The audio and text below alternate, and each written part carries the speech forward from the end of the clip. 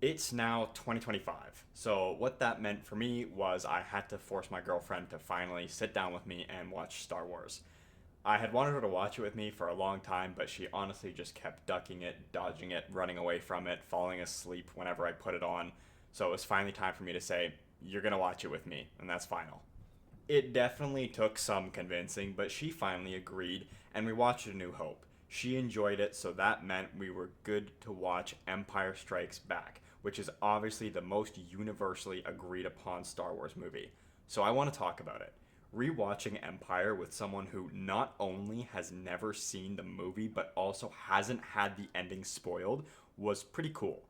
You heard that right. My girlfriend somehow never knew the ending for this movie.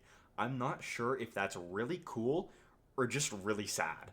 Obviously, I'll get to the ending and her thoughts on it, but for now, let's talk about the rest of the movie because, yes, it's still the best Star Wars movie, no question.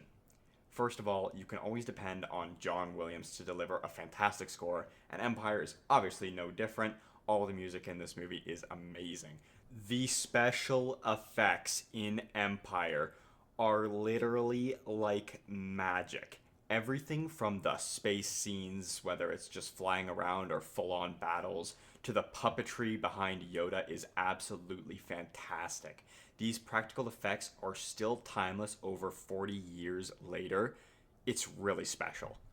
Not only that, but the sound design, acting, world building, writing, characters, humor are all top notch, with one character in particular getting some very subtle character development, planting seeds for what's to come. The adventure is fun and exciting. The A plot with Luke and Yoda is great. So is the B plot with Han, Leia, and Lando. Han's arc and internal conflict is simple but effective. Every time he tries to leave to pay off Jabba, he ends up staying to help Luke or get closer to Leia, which leads nicely into what happens near the end of the movie. Leia and Han finally develop a real relationship in Empire. Thankfully, George Lucas isn't in charge of the romantic dialogue between the two, because we all know what happens when George Lucas needs to write romantic dialogue. Luke, throughout the movie, basically just learns he needs to chill out, he needs to think things through if he's going to be a Jedi, and this movie is a giant lesson for him to do just that. My two favorite characters in the movie are Yoda and Vader. The Dark Lord gets a lot of cool scenes. I love it when it shows his helmet being put on his head in the capsule thing. It's so cool to finally get a glimpse of the man under the mask, even if it's brief. We also see the Emperor for the first time in a fantastic scene where we learn Luke is the offspring of Anakin Skywalker. Yoda is easily the best character in this movie. The whole point of Yoda is to subvert expectations. No, no, no, not like that. Get away. Get off my screen. Anyway, Luke goes to Dagobah expecting to see a powerful warrior, but the being he meets is a little goblin thing, whatever Yoda is. The point is to teach Luke that the Force can be strong with anyone. It has nothing to do with physical size or strength. The scene where Yoda describes the Force is literally awe inspiring. It shows that he really does have a deeper understanding of the Force. I would play the entire scene with no commentary, but I don't need YouTube robbing any more of my views. The scene where Yoda lifts the X Wing is made perfect when Luke says, "I don't believe it," and Yoda claps back and says, "That is why you fail." I know I haven't talked much about the B plot, but the main point of the movie is Luke and Yoda on Dagobah, and I really could talk about this movie for hours, but I'm trying to keep this video somewhat brief. It's a well done, fun adventure that leads nicely to the climax at the end. Speaking of, it's finally time to talk about that. Lando betrays our heroes. Well, I guess it's not really like a betrayal, it's like kinda like a betrayal. He really didn't have a choice, let's be honest. If Vader presses you, you're gonna comply. He's pretty scary. And then, of course, Vader says one of the coldest lines in the movie. We would be honored if you would join Our us. heroes are captured, Han is frozen in carbonite, and it's in a genuinely fantastic and emotional scene, which is really nice to see. And finally, Luke arrives to save his friends. Vader takes the hardest Instagram picture of all time, and the two battle.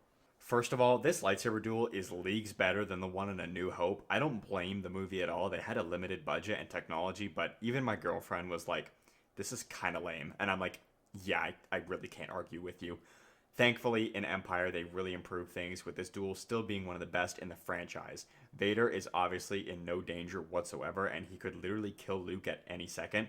So the tension in this battle comes from when Vader will make his move to attempt to turn Luke to the dark side. After a truly fantastic battle, we get the greatest twist in cinema history. Luke, I am your father. I remember looking over at my girlfriend after that infamous line is said, and she literally was like, Vader is messing with Luke, right? He's not actually his father. And I obviously said, well, we'll have to watch Return of the Jedi and find out, because obviously we're going to watch Return of the Jedi.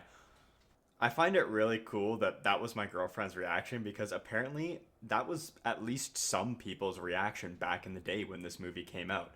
People were in denial and a little confused. The twist was unexpected, and from what I understand, it was pretty innovative for the time. Obviously, I'm a huge Star Wars fan. I've seen all the movies, and I'd love to talk about them all. And Clone Wars, I'd love to talk about Clone Wars someday.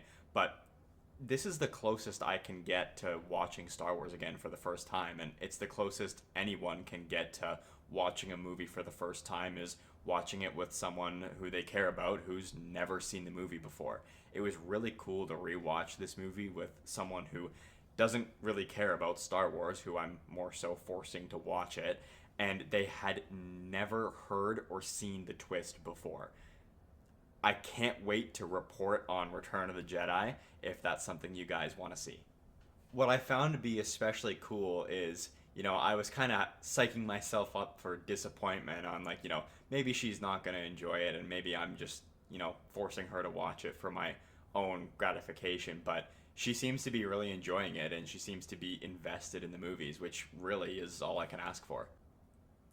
Thanks for watching. This was my first video essay, so if you want to see me do more in the future, let me know.